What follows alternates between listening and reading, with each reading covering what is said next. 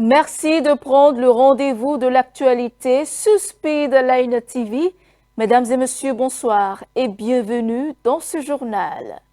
La chef Kate Sono s'est engagée dans le plus long marathon culinaire reconnu par le Guinness World Record. Autour d'elle, le peuple béninois se mobilise pour accompagner celle qui fait rayonner les couleurs nationales. Le chef de l'État s'est déplacé pour lui exprimer son soutien dans cette aventure hors du commun. De plus en plus populaires, les jeux de hasard suscitent un véritable engouement dans la société actuelle, que ce soit à travers les paris, les plateformes en ligne. Nombreux sont ceux qui tentent leur chance, souvent sans mesurer les conséquences possibles de cette pratique. Et puis, hors du Bénin, au moins 16 personnes ont été tuées ce dimanche lors d'une attaque par balle sur la plage de Bondi, en Australie. Les faits se sont déroulés lors de la célébration d'une fête juive.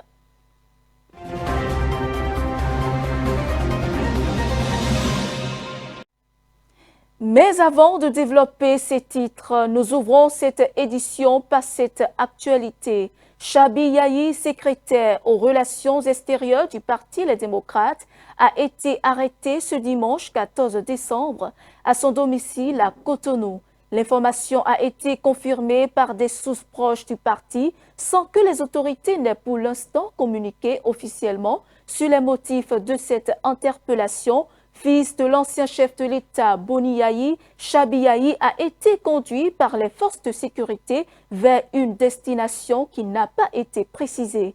Les raisons exactes de son arrestation demeurent inconnues à ce stade, mais des enquêtes seraient en cours dans le sillage de la tentative de coup d'État avorté survenue le dimanche 7 décembre. Cette interpellation suscite de nombreuses réactions au sein de la classe politique. Le Bénin a récemment été secoué par une tentative de coup d'État avorté le 7 décembre 2025, entraînant l'ouverture de plusieurs enquêtes judiciaires et sécuritaires. Le Parti Les Démocrates, principale formation de l'opposition, est dirigé par l'ancien président Boni Yahi et reste un acteur central de la vie politique béninoise.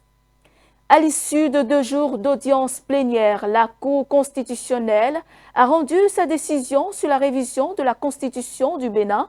Ainsi, les membres de la Cour ont examiné avec rigueur la lettre adressée par le président de la République sollicitant le contrôle de constitutionnalité de la réforme. En parallèle, 16 requêtes introduites par des députés et des citoyens contestant la conformité de cette loi ont également été étudiées. En substance, la Cour constitutionnelle a déclaré la loi numéro 2025-20 conforme à la Constitution en toutes ses dispositions. La décision rendue sur le numéro 25-293 en date du 12 décembre 2025 consacre la validité juridique de la réforme constitutionnelle et réaffirme l'autorité de la loi fondamentale dans l'ordre institutionnel de la République. Engagée depuis le 1er décembre 2025 dans la course record du plus long marathon culinaire du Guinness World Record, la chef béninoise Kate Sono bénéficie d'un large élan de soutien, y compris celui du chef de l'État. Le président Patrice Talon s'est rendu dans la soirée du samedi 12 décembre 2025 au Palais des Congrès de Cotonou où se déroule l'événement. De nombreux citoyens venus de divers horizons ont également fait le déplacement pour encourager l'Amazone en chef dans cette aventure. Suivant. Depuis le 1er décembre 2025, la chef béninoise Kate Sono ne cuisine pas seulement pour battre un record du Guinness World Record. Elle cuisine pour tout un peuple. Engagée dans le défi du plus long marathon culinaire, elle a vu son exploit dépasser le cadre d'une simple compétition pour se transformer en un véritable festival national. Au Palais des Congrès de Cotonou, jour et nuit, l'ambiance est électrique. Le public afflue massivement, porté par un même slogan devenu viral, soulevant la chef Kate Sono. Prestations artistiques, danse, chant et animation culturelle rythment l'événement, faisant de ce marathon un moment de communion autour des valeurs béninoises, de la résilience et du génie créatif local. Artistes, leaders d'opinion et personnalités de premier plan se sont succédés pour apporter le soutien témoignant de l'ampleur symbolique du défi. Le point d'orgue reste la présence du président de la République, Patrice Talon, venu saluer le courage et la détermination d'une chef qui porte haut les couleurs du Bénin.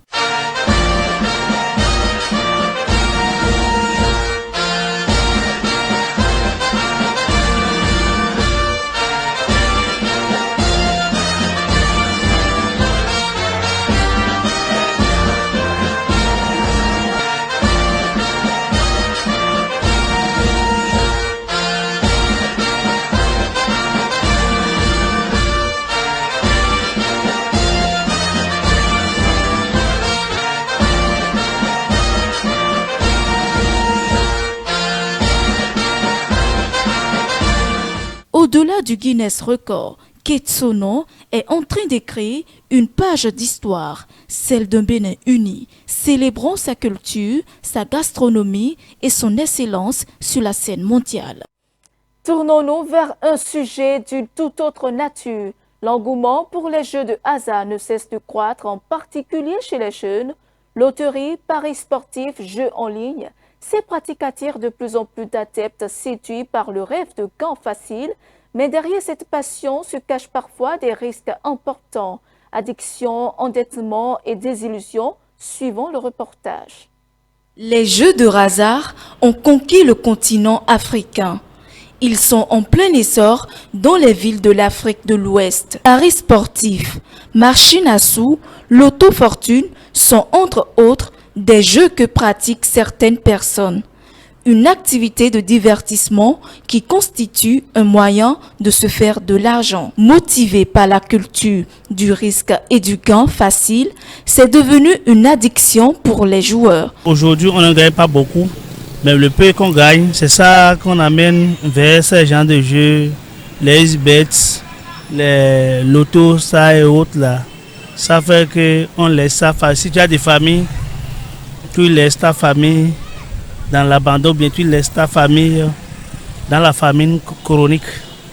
C'est pas bien de se laisser son travail et participer à ce genre de jeu.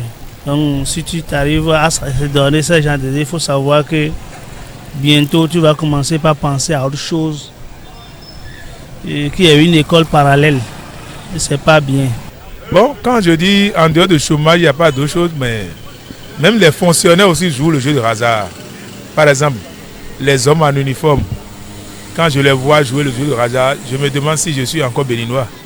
Puisque c'est d'abord ils sont là pour notre sécurité, mais celui qui est notre gardien en train de jouer le jeu de hasard, je dirais que c'est grave. Des fois, ils sont en tenue et ils viennent jouer le jeu de hasard gaillardement et personne ne dit rien. Bon, en tout cas, nous sommes dedans pour voir. Sinon, ce n'est pas conseillé. Agents de petit déjeuner qu'on leur donne, au lieu d'aller prendre pour manger là, ils vont dans cette salle de jeu où on cherche de gains faciles. On ne veut plus travailler avant de gagner de l'argent. On cherche de gains faciles. Et on encourage ça. Même les petits enfants, les bonnes dames, nos forces armées, tout. Les hôpitaux.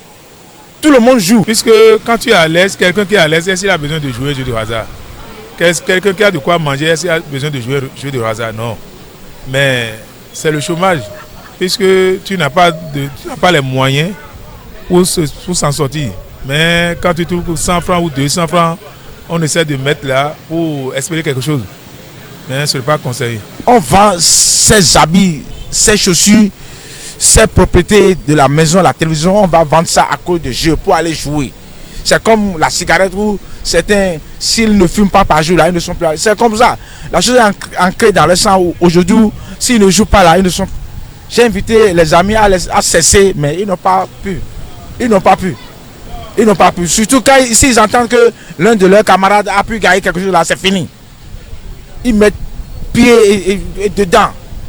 Et tous les samedis, c'est des calculatrices, c'est des mathématiciens où vraiment c'est pitoyable. On veut rien faire, on veut écoute gagner, on veut écoute être riche. sans rien faire. La paresse, on ne veut plus se chiner avant de gagner de l'argent. Vous voyez, on ne veut plus faire d'efforts, on ne veut plus travailler avant de gagner de l'argent. D'autres là, ils sont peinards, ils assisent peinards, ils font des calculs et ils savent que tous les samedis ou dimanches, ils doivent prendre au moins 12 000 dans la caisse de ces jeux-là. Ça là qu'on voit publiquement là, il y a d'autres, c'est des cartes de jeux de SIPA. Plusieurs choses, c'est vraiment... Conseil que moi je peux donner à mes confrères qui participent à ce genre de jeu n'est rien d'autre que de penser à leur famille et de travailler et trouver le pain quotidien suffit. Ça seul suffit. Ça seul suffit d'aller se donner à ce genre de jeu. C'est pas bien aujourd'hui. Quelque part, je n'accuse pas trop la jeunesse parce qu'on n'a qu'à essayer de créer l'emploi. Et maintenant, on va les accuser. Bien qu'ils soient une source de richesse, les jeux de hasard ont des répercussions sur les pratiquants. Et puis, dans l'actualité internationale à présent, au Cameroun, une trentaine de manifestants arrêtés lors de la crise post-électorale qui a suivi le scrutin présidentiel d'octobre ont été placés en détention à la prison centrale de Yaoundé. Ces manifestants séjournaient depuis leur arrestation dans les commissariats et autres lieux de détention de la capitale. Dans le même temps, le parquet du tribunal militaire en a libéré une vingtaine d'autres. Le reportage. Au Cameroun, la tension née de la crise post-électorale continue de se traduire par des arrestations. Dans la nuit du vendredi 12 au samedi 13 décembre, une trentaine de manifestants ont été placés en détention à la prison centrale de Yaoundé après avoir été arrêtés lors des manifestations qui ont suivi l'élection présidentielle d'octobre. Au total, 50 personnes, parmi lesquelles un mineur, ont été présentées devant le parquet du tribunal militaire de Yaoundé. Parallèlement, une vingtaine de manifestants ont été remis en liberté sous caution après plusieurs jours passés dans des commissariats et autres lieux de détention de la capitale. Ces arrestations s'inscrivent dans un contexte de contestation des résultats du scrutin présidentiel qui a conduit à la réélection de Paul Biya au pouvoir depuis plus de 40 ans. Depuis le début des tensions post-électorales, des organisations de défense des droits humains évoquent des centaines d'arrestations à l'échelle nationale, ainsi que plusieurs dizaines de morts lors des manifestations et opérations de maintien de l'ordre. En République démocratique du Congo, la vie reprend progressivement dans les rues d'Uvira, désormais sous le contrôle du groupe armé M23, soutenu par le Rwanda. Après la prise des grandes villes de Goma en janvier et de Bukavu en février, le M23 a lancé début décembre une nouvelle offensive dans la province du Sud Kivu à l'est du pays, le long de la frontière avec le Burundi. Le reportage. Presque une semaine après la chute d'Uvira, la vie reprend timidement son cours. Les traces des affrontements entre les forces armées congolaises et les rebelles de l'AFC M23 sont encore visibles dans les villes de Kamanyola, Katogota et Luvungi. Mais les habitants sortent petit à petit de chez eux. C'est le cas notamment de Samuel Mazikitiko. Il y a eu tellement de morts. J'ai personnellement vu un conducteur de moto qui se trouvait devant moi à Luberizi. Une bombe est tombée devant chez lui. Alors que les gens fuyaient, des gens sont morts. Près de 9 personnes sont mortes à Songé également. Les gens sont morts à cause des bombes. Depuis le 10 décembre, jour de l'entrée des rebelles soutenus par le Rwanda, au moins 400 personnes ont péri dans les combats et environ 200 000 ont été déplacés selon les autorités locales. Beaucoup de gens avaient peur. Il y a eu beaucoup de coups de feu. Certains ont fui, d'autres sont morts. Mais nous remercions Dieu d'être en vie. Samedi, les banques étaient fermées à Uvira. Seules quelques rares personnes se sont aventurées dehors dans la journée, mais plus aucune ombre après le coucher du soleil, car les combattants armés de l'AFC M23 patrouillaient dans les rues. Un climat de peur règne sur cette ville stratégique de l'Est de la RDC. Certaines personnes ont quitté la ville, mais nous sommes restés. Même si les choses ne sont pas encore revenues à la normale, nous n'avons pas repris nos activités habituelles parce qu'il n'y a pas d'argent qui rentre. Nous avons passé 2 jours à la maison. Personne ne travaillait, mais nous sommes en bonne santé. La prise d'Ouvira permet aux rebelles de la FCM23 de contrôler la frontière terrestre entre la RDC et le Burundi, et notamment de priver Kinshasa du précieux soutien militaire de Bujumbura. En Australie, 2 hommes ont ouvert le feu ce dimanche sur la foule qui célébrait la fête juive de Hanouka sur la célèbre plage de Bondi à Sydney. Le bilan est passé de 11 à 16 morts et 42 personnes restent hospitalisées. Les 2 assaillants étaient un père et son fils, a indiqué la police de l'État de Nouvelle-Galles du Sud suivant.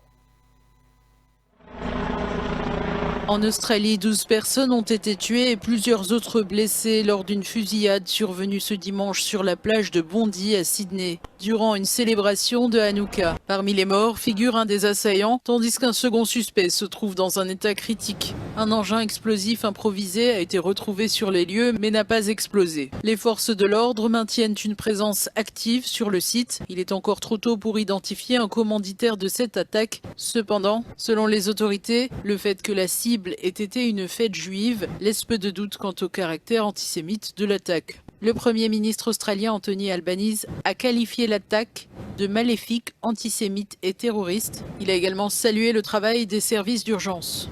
Le président israélien Isaac Herzog, ainsi que des dirigeants internationaux dont Keir Starmer, Giorgia Meloni et Volker Beck, ont exprimé leur solidarité avec les victimes et condamné fermement l'antisémitisme. Hollywood est en deuil. Le réalisateur américain Rob Reiner ainsi que son épouse Michelle Reiner sont décédés. Le couple a été retrouvé mort ce dimanche à son domicile de Brentwood à Los Angeles.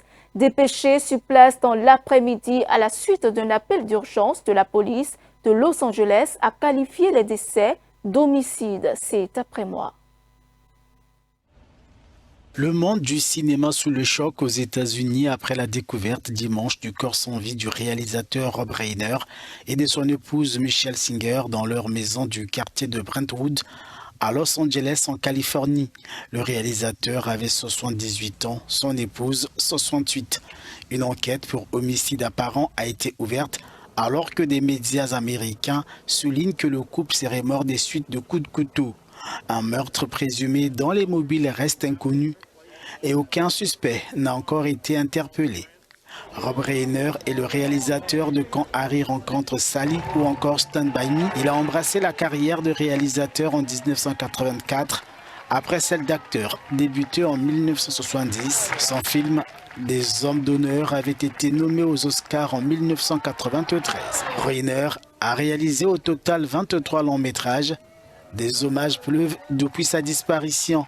Il est décrit comme un véritable titan visionnaire ou encore comme l'un des plus grands réalisateurs de notre époque.